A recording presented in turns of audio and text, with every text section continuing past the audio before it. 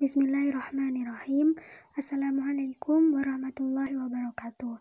Perkenalkan, nama saya Ajeng Syarifah Agni dari kelompok 9.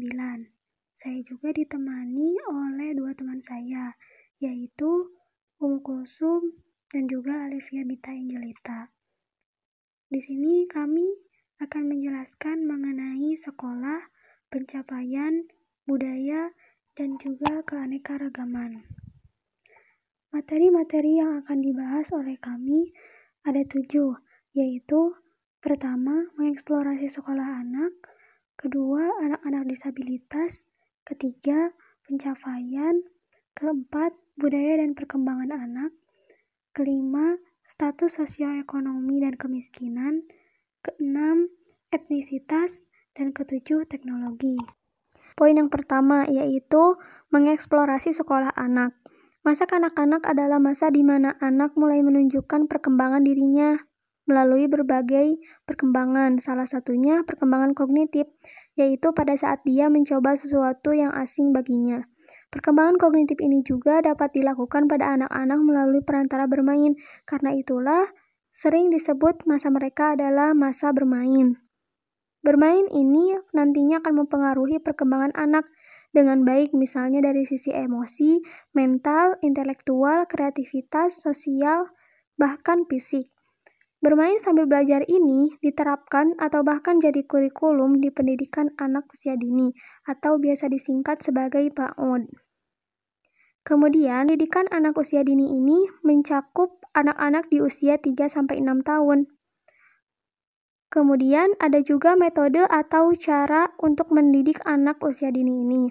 Ada 3, yaitu yang pertama, pendidikan yang melibatkan seluruh anak di dalamnya yang mempertimbangkan perkembangan anak, bahwa setiap anak meniru perkembangan yang unik, belajar melalui pengalaman orang lain dengan meniru, dan yang paling penting adalah permainan sangat penting bagi anak karena itu adalah masa-masa dia.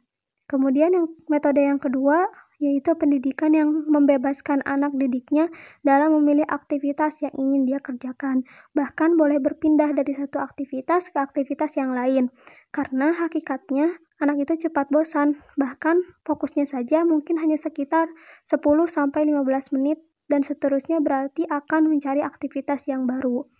Kemudian metode yang ketiga yaitu pendidikan yang dirancang bagi anak-anak yang keluarganya berpenghasilan rendah atau bagi anak berkebutuhan khusus karena mereka sangat berhak memperoleh pendidikan untuk belajar di sekolah.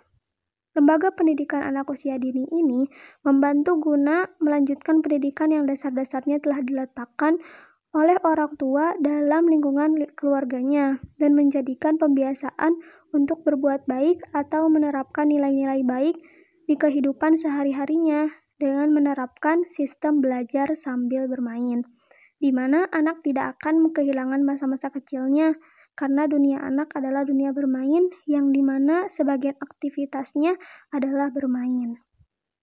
Setelah anak sekolah di pendidikan anak usia dini, orang tua akan diarahkan untuk melanjutkan sekolah anaknya ke jenjang sekolah dasar. Peralihan jenjang dari pendidikan anak usia dini ke sekolah dasar tentunya akan berdampak kepada anak. Karena bedanya kebiasaan dan budaya yang diterapkan di sekolah yang dulu dengan yang sekarang berbeda. Di sini anak akan memegang peran baru dan kewajiban baru sebagai siswa. Makanya di pendidikan anak usia dini itu cenderung ke kayak warna-warni, kemudian banyak permainan karena ya memang dunia anak adalah dunia permain agar dia tidak cenderung bosan ketika di sekolah. Kemudian dia merasa enjoy, merasa senang, berada di sekolah, berinteraksi dengan guru, berinteraksi dengan teman. Jadi mereka tidak merasa terbebani dengan bersekolah. Selanjutnya, poin yang kedua yaitu anak-anak disabilitas. Bullying atau diskriminasi tidak hanya terjadi bagi anak-anak yang latar belakangnya kurang mampu dalam hal ekonomi, tetapi terjadi juga pada anak-anak disabilitas. Tentunya ini bisa menjadi faktor atau halangan anak untuk belajar.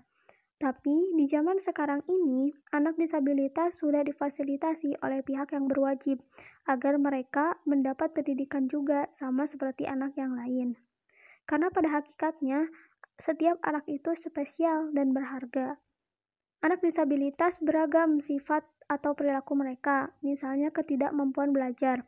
Maksudnya adalah kesulitan dalam memahami dan mendengarkan pelajaran, memahami matematika, bahkan menulis sekalipun.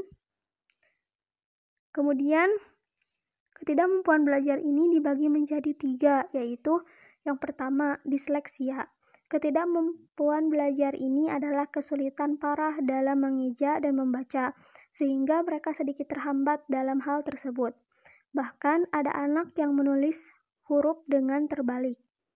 Kemudian yang kedua, disgrafia adalah ketidakmampuan belajar dalam hal mengekspresikan apa yang ada di pikirannya ke dalam sebuah tulisan. Padahal sebenarnya mereka sudah berpikir tentang suatu hal, tapi ketika diarahkan untuk mengungkapkannya dalam sebuah tulisan, dia akan merasa kebingungan. Kemudian yang ketiga, diskalkulia adalah kesulitan dalam perhitungan matematika atau angka. Kalau mereka melihat angka, bisa jadi mereka padahal sedang memikirkan hal lain karena tidak mengerti mengenai matematika. Selain yang disebutkan di atas, ada juga anak-anak dengan tipe autis, yaitu ditandai dengan kesulitan interaksi sosial, perilaku yang sering mereka ulang-ulang, dan komunikasi per orang atau kelompok. Anak dengan tipe ini pun bisa juga mengalami perkembangan fisik yang parah atau lambat dari anak-anak pada umumnya. Mereka bisa sembuh dan menjalani kehidupan dengan normal, dengan catatan kita sebagai pendidik atau orang tua harus mendampingi dan mendidik anak dengan betul-betul. Karena mereka sangat berharga, mereka juga punya hak seperti anak yang lain, meski memerlukan tenaga dan ilmu yang ekstra. Yang mendidik mereka atau dalam artian guru itu tidak bisa yang asal-asalan karena mereka butuh perhatian yang khusus dengan guru yang ilmunya khusus di bidangnya. Pendidikan inklusi bisa digunakan kepada anak disabilitas dan anak-anak pada umumnya. Ini bisa diterapkan agar anak disabilitas tidak merasa diabaikan atau dibedakan dengan yang lain dan bisa ikut bersosialisasi juga dengan lingkungan sekitarnya. Tetapi, jika menerapkan pendidikan ini atau pendidikan inklusi, sekolah yang menerapkannya harus bertanggung jawab untuk selalu memperhatikan anak disabilitas ini dengan semaksimal mungkin. Pencapaian atau prestasi. Pencapaian atau prestasi diartikan sebagai suatu tingkatan keberhasilan belajar. Ini merupakan sebuah apresiasi untuk seseorang yang telah mencapai suatu keberhasilan. Alasan dalam pencapaian untuk meraih prestasi diantaranya motivasi, tujuan, dan karakteristik anak, supaya nantinya anak akan semakin semangat untuk belajar sambil bermain, karena dia merasa dihargai atau diapresiasi. Penghargaan yang dicapai anak ini sangat berpengaruh bagi semangat anak. Yang selanjutnya, budaya dan perkembangan anak. Budaya adalah perilaku, pola, kepercayaan dari suatu kelompok orang yang terus belajar, terus berlanjut dari generasi ke generasi. Budaya juga merupakan hasil dari interaksi antara beberapa orang di lingkungannya selama bertahun-tahun, kemudian menjadi kebiasaan adat istiadat dan kepercayaan yang dilakukan dan akhirnya dinamakan dengan budaya. Kebudayaan mencerminkan karakter sebuah bangsa, tapi di sini akan menjelaskan mengenai peran budaya dalam perkembangan anak. Relevansi budaya terhadap studi anak. Aspek kunci relevansi budaya dengan studi anak-anak adalah budaya itu tertahan dalam sikap yang orang miliki dan cara mereka berinteraksi dengan anak-anak. Sebagai contoh, budaya dimanifestasikan dalam kepercayaan, nilai-nilai, dan golongan orang tua bagi anak-anak mereka, dan selanjutnya mengembaskan konteks yang di dalamnya anak-anak berkembang. Yang selanjutnya yaitu status sosioekonomi dan kemiskinan.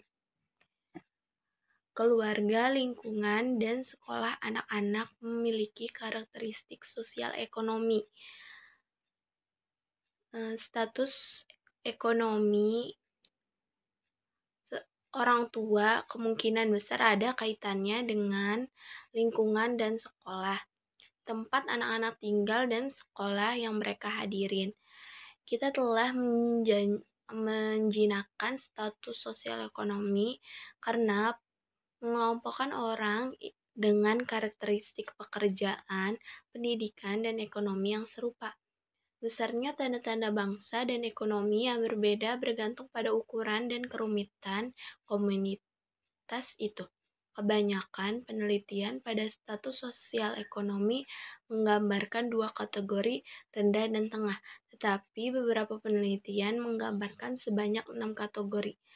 Status sosial ekonomi yang rendah digambarkan sebagai golongan pekerja, golongan atau pekerjaan kantoran. Kadang-kadang kategori tengah digambarkan sebagai pendapatan menengah, manajerial, atau kerah putih. Contoh, pekerjaan kaum renyah atau disebut buruh pabrik, buruh kasar, dan bekerja pemeliharaan.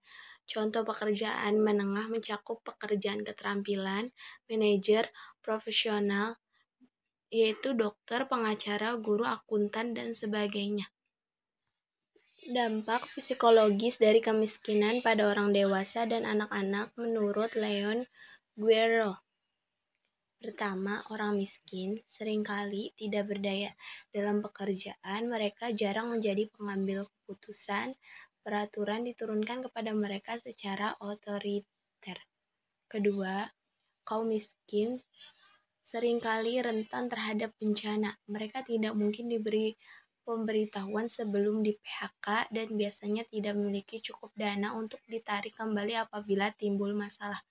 Ketiga, jangkauan alternatifnya seringkali terbatas, hanya sejumlah terbatas pekerjaan yang terbuka untuk mereka. Bahkan ketika alternatif tersedia, orang miskin mungkin tidak tahu tentang mereka atau siap untuk membuat keputusan yang bijaksana karena pendidikan yang tidak memadai dan ketidakmampuan untuk membaca dengan baik. Keempat, menjadi miskin berarti memiliki lebih sedikit prestise. Kurangnya prestise ini menularkan kepada anak-anak sejak dini dalam kehidupan mereka. Anak-anak yang hidup dalam kemiskinan mengamati bahwa banyak anak lainnya menggunakan pakaian yang lebih bagus dan tinggal di rumah yang lebih menarik. Di sini aku akan menjelaskan tentang etnisitas. Anak-anak dengan etnis minoritas juga tidak menutup kemungkinan akan mengalami diskriminasi dari lingkungan, terutama dari kaum mayoritas, baik itu segi agama, fisik, bahasa, dan lain sebagainya. Etnisitas yaitu budaya yang diturunkan berdasarkan warisan keluarga, kebangsaan, ras, bahasa, dan agama.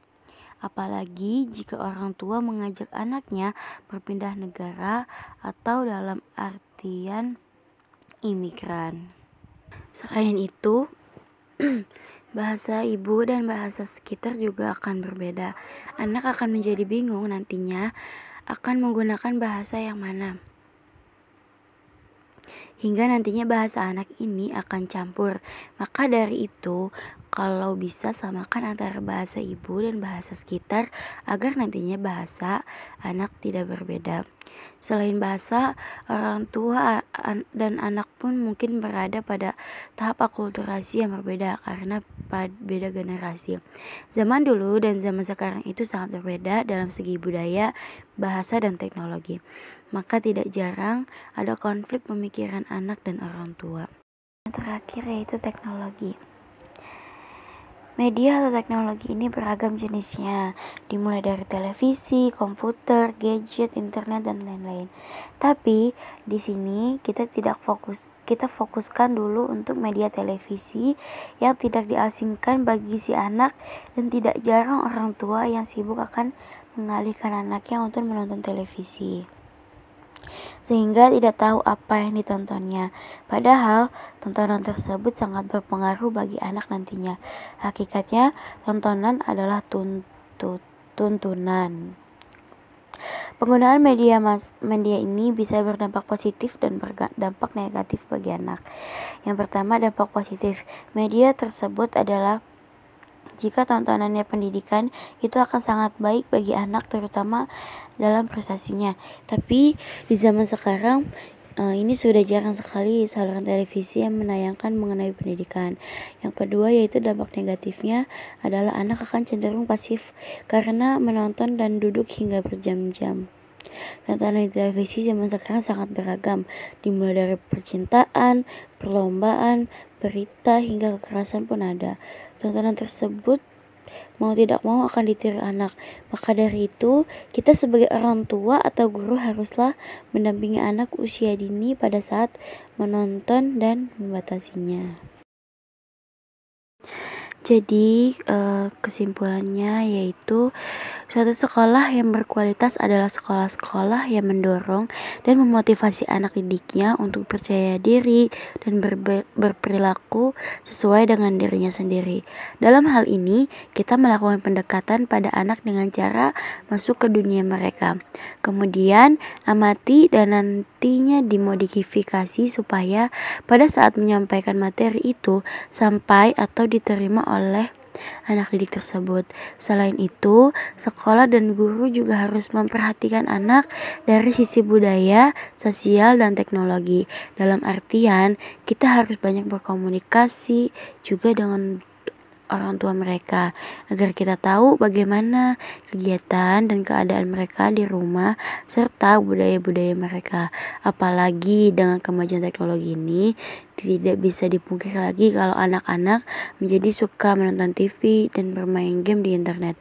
Nantinya kita sebagai orang tua dan guru bisa mencari solusi bersama seperti yang telah dipaparkan.